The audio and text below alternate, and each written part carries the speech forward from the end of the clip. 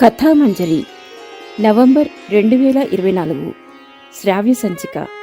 కథ దేవుడు దెయ్యాలు నమ్మకం. రచన వసుంధర. గళం సమ్మెట ఉమాదేవి. 6వ తరగతి చదివే సుబ్బుకి ఓ సందేహం వచ్చి తన తాతయ్య వద్దకెళ్ళి, మంచివాళ్ళు చెడ్డవాళ్ళు కూడా దేవుణ్ణి భక్తితో పూజిస్తారు కదా, దేవుడు ఇద్దరికీ వరాలిస్తాడా? అవి ఇద్దరికీ ఉపయోగపడతాయా అని అడిగాడు. తాతయ్య నవ్వి, నీకు పరీక్షల్లో మంచి మార్కులు రావాలి, అవి దేవుణ్ణి పూజించి వరమడిగితే వస్తాయా? రావు. అందుకు కష్టపడి చదవాలి. అంటే నీ ఆశయం సాధించడానికి స్వయం కృషిని నమ్ముకోవాలి. అవునా? అవును, కానీ నేనడిగిన ప్రశ్నకి సమాధానం ఇది కాదు కదా అన్నాడు సుబ్బు. ఎందుకు కాదు? దేవుడంటే వరాలు అడిగేందుకు చేసిన బొమ్మ కాదు. మంచిని రక్షిస్తాడనే నమ్మకమే దేవుడు, చెడుని శిక్షిస్తాడనే భయం దేవుడు. ఆశయ సాధనకు చేసే స్వయం కృషి దైవపూజ. మంచిని నమ్మితే దేవుని నమ్మకపోయినా నష్టముండదు. ఈ విషయం అర్థం కావడానికి నీకో కథ చెప్తాను అంటూ కథ మొదలెట్టాడు తాతయ్య. ఓ పాడుపడ్డ కోటలో ఆడ, మొగ, పిల్ల, జెల్ల, ముసలి, ముతక దెయ్యాలున్నాయి. వాటిలో కొన్ని అప్పుడప్పుడు బయటికెళ్ళి మనుష్యుల మధ్య కొన్నాళ్లు మసలి వచ్చేవి. వాటి అనుభవాలు వినడానికి పిల్ల దెయ్యాలు ఉబలాటపడేవి. ఆ కోటలో ఒక పోకిరి దెయ్యముంది. అది ఈ మధ్యే రంగాపురం వెళ్లి శ్రీను అనబడే ఓ దైవభక్తుడి ఇంట్లో కొన్నాళ్లుంది. అక్కడ అది అర్ధరాత్రి వంటింట గిన్నెల చప్పుడు చేసేది, పడకటింట మంచాలు కదిపేది, ఇంట్లో వస్తువులన్నీ కలగాపులగం చేసేది, పెరట్లోంచి నక్కల ఊలలు పెట్టేది, రాత్రుళ్ళు తెల్లచీర కట్టుకొని జుట్టు విరబోసుకొని నిప్పులాంటి కళ్లతో తిరుగుతూ కనిపించి ఇట్టే మాయమయ్యేది. శ్రీను ఇవన్నీ పక్కింటి రవికి చెప్పి, ఇంట్లో దెయ్యం చేరిందని మేమంతా అనుమానిస్తున్నాం, నువ్వు దెయ్యాల్ని నమ్మవు కాబట్టి ఇంకేదైనా కారణముండొచ్చేమో చెప్పు అన్నాడు. రవి హేతువాది. నిజం తెలుసుకోవాలన్న కుతూహలంతో అతడు రాత్రి శ్రీను ఇంట్లో పడుకుంటే ఆ రాత్రి పోకిరి దయ్యం మరింత విజృంభించింది. రవి పక్కన కూర్చొని పులిలా గాండ్రించి నిద్రలేపింది. విరబోసుకున్న జుట్టుతో నిప్పులాంటి కళ్లతో అతన్ని ఉరిమురిమి చూసింది. ఆ క్షణంలో పుట్టిన భయంతో కాసేపు ఒళ్ళు బిగుసుకుపోయింది అతడికి. ఇంత జరిగినా రవి ఆ ఇంట్లో దెయ్యం ఉన్నట్లు ఒప్పుకోలేదు. నువ్వు నీ ఇంట్లో వాళ్ళు అదే పనిగా చెప్పినవి నా మనసు మీద చెరగని ముద్ర వేశాయి. ఆ ప్రభావంతో మీరన్నవన్నీ చూసిన భ్రమ నాకు కలిగింది. ఒకవేళ నిజంగానే దెయ్యమున్నా దానివల్ల హాని లేదు. ఎవరూ భయపడకండి, కొన్నాళ్లుండి అదే పోతుంది అన్నాడు. ఈ విషయం రవి పక్కింట్లో ఉండే రమణకి తెలిసింది. అతడు నాస్తికుడు. దేవుణ్ణే కాదు, దెయ్యాల్ని నమ్మడు. దెయ్యం లేదని నిరూపించడానికి ఓ రాత్రి తాను శ్రీను ఇంట్లో పడుకున్నాడు.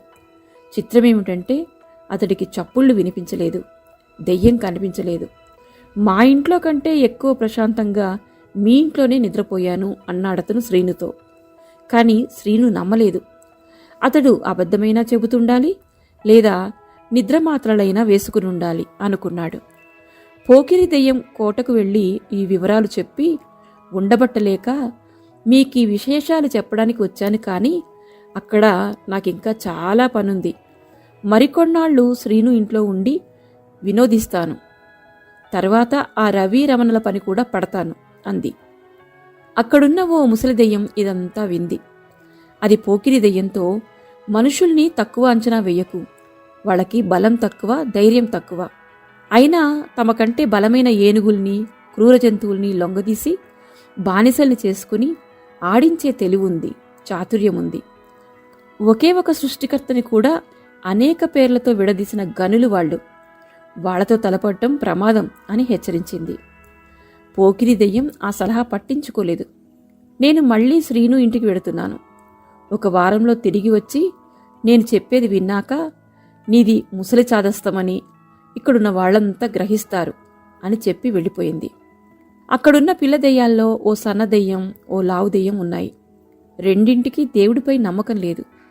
అయితే సన్న దెయ్యం మంచిది, లావు దెయ్యం ఆకతాయిది. రెండింటికి మనుషుల మధ్య కొన్నాళ్లుండి రావాలని కోరిక. అందుకని అవి పోకిరి దెయ్యం తెచ్చే కబురు కోసం ఎదురుచూస్తున్నాయి. అయితే వారం కాదు, 3 వారాలు గడిచినా పోకిరి దెయ్యం తిరిగి రాలేదు. ఏం జరిగిందో తెలుసుకునేందుకు అవి రంగాపురం వెళ్ళాయి. ఈలోగా రంగాపురంలో దెయ్యాన్ని పట్టించడానికి శ్రీను ఓ మంత్రగాణ్ణి పిలిచాడు.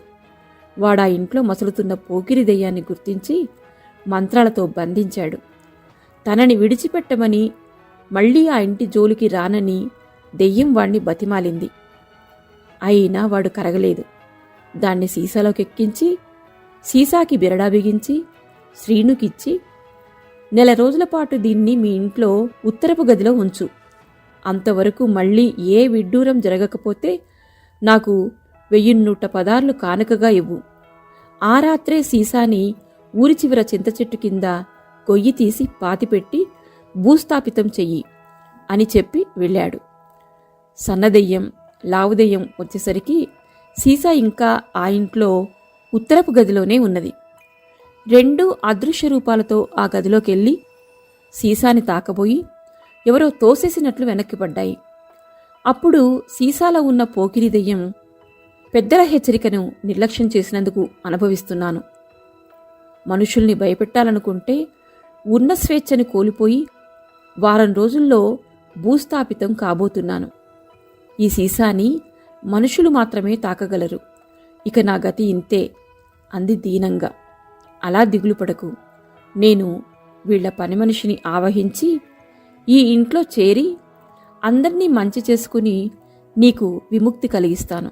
కాని నేను దెయ్యానని తెలిసిపోతే నాకు నీగతే పడుతుందని భయంగా ఉంది అంది సన్నదెయ్యం. నీకా భయమొద్దు. నువ్వు మంచిని నమ్మావు. మంచిని అడ్డుకోవడం దేవుడికి కూడా వీలు కాదు. మంత్రాలు దేవుడికి సంబంధించినవి కాబట్టి అవి నిన్నేం చెయ్యలేవు అంది పోకిరి దెయ్యం. వెంటనే లావు దెయ్యం, నాకు దేవుడంటే నమ్మకం లేదు కాబట్టి నేను దీనికి తోడుగా ఉంటాను అంది ఉత్సాహంగా. దీనికి పోకిరి దెయ్యం, ఆకతాయివి. అల్లరి చెయ్యటం, భయపెట్టడం నీకిష్టం కదా. అలాంటి వాళ్ళు నమ్మకం లేకున్నా దేవుడికి భయపడాలి. శ్రీను ఇంట్లో నీకు రక్షణ ఉండదు. రవి ఇంటికో రమణ ఇంటికో వెళ్ళు అంది. అప్పుడు సన్నదెయ్యం శ్రీను ఇంట్లో పనిమనిషి గౌరిని ఆవహించింది. ఆ రోజామె పనుల్ని ఇంటిల్లిపాదీ మెచ్చుకున్నారు. లావుదెయ్యం కూడా అలాగే రవి పనిమనిషిని ఆవహించి వాళ్ళింట్లో పనికి వెళ్ళింది. రవిని భయపెట్టి ఆ సీసా బిరడా తీయించాలని దాని పథకం.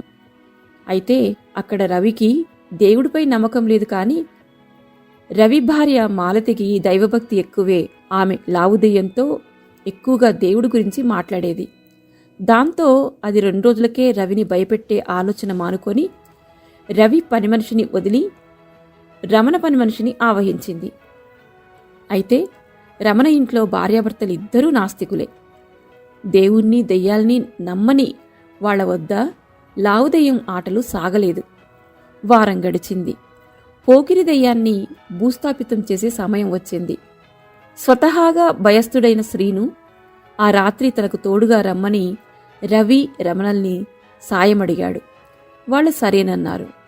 ఆ రాత్రి పోకిరి దెయ్యమున్న సీసాతో శ్రీనుకి తోడుగా రవి, రమణ ఊరి చివర చింతచెట్టు కిందికి చేరుకున్నారు. వాళ్లతో పాటే అదృశ్య రూపాలతో బయలుదేరిన సన్నదెయ్యం, లావుదెయ్యం చింతచెట్టు రాగానే ఎగిరి దానిమీద వాలాయి.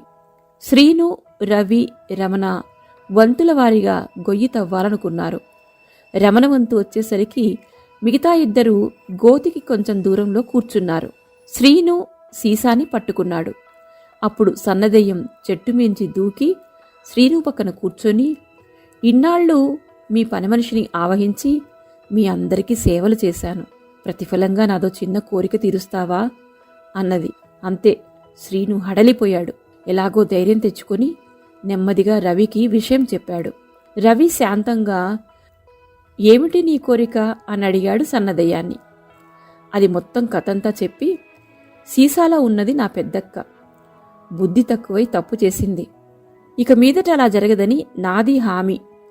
దానికి స్వేచ్ఛ ప్రసాదించండి అంది. తను నిజంగానే దెయ్యంతో మాట్లాడుతున్నానా అని రవికి అనుమానమొచ్చింది. ఆ విషయం ధృవపరుచుకుని, అలాగే చేస్తాం, కానీ ఒక షరతు. నీ సేవలు శ్రీను ఇంట్లో వాళ్ళకి బాగా నచ్చాయి కాబట్టి నువ్వు శాశ్వతంగా వాళ్ళింట్లో పనిమనిషిగా ఉండిపోవాలి. అందుకు ఇప్పుడున్న పనిమనిషిని ఆవహించకపోయినా పర్వాలేదు అన్నాడు. సన్నదెయ్యం సరేనంది. వెంటనే శ్రీను సీసాని సన్నదెయ్యానికి అందించబోయాడు. సరిగ్గా అప్పుడే లావుదెయ్యం పైనుంచి కిందికి దూకింది. అదిరిపడ్డ శ్రీను సీసాని విసిరేస్తే అది సరిగ్గా వెళ్లి రమణ తవ్వుతున్న గోతిలో పడింది. రమణ ఆశ్చర్యంగా, గొయ్యి తవ్వడం ఇలా పూర్తయింది, అలా సీసా పడింది అంటూ దానిమీద మట్టిపోయసాగాడు. సన్నదెయ్యం కోపంగా, ఏయ్, మనం అనుకున్నదేమిటి, నువ్వు చేసిందేమిటి అని అరిచింది లావుదెయ్యం మీద. మంచిని నమ్ముకుంటే ఎక్కడైనా ఎంతకాలమైనా ఆదరణ లభిస్తుంది. చెడును నమ్ముకున్నవాళ్ళు శిక్ష అనుభవించక తప్పదు. వాళ్ళు శిక్ష తప్పించుకుంటే అది నాలాంటి వాళ్లకు తప్పుడు సంకేతాన్నిస్తుంది. ఇక మీదట నీ మార్గాన్ని అనుసరిస్తాను. నా మనసు స్థిరంగా ఉండాలంటే ఆ సీసా భూస్థాపితం కావలసిందే అంది లావుదెయ్యం. తాతయ్య సుబ్బుకి ఈ కథ చెప్పి, తర్వాతేం జరిగింది అని అడక్కు. మనుషులైనా, దెయ్యాలైనా, దేవతలైనా, రాక్షసులైనా దేవుడి కంటే ఎక్కువగా మంచిని నమ్మాలి. ఆ నమ్మకం సుఖ సంతోషాల్ని, జయాల్ని ఇస్తుంది. చెడుని నమ్మిన వారు కూడా ఇది నమ్ముతారు. అయినా చెడుని వీడకపోతే వారికి ఆ నమ్మకమే శాపమై భూస్థాపితమయ్యేంత పతనానికి దోహదం చేస్తుంది.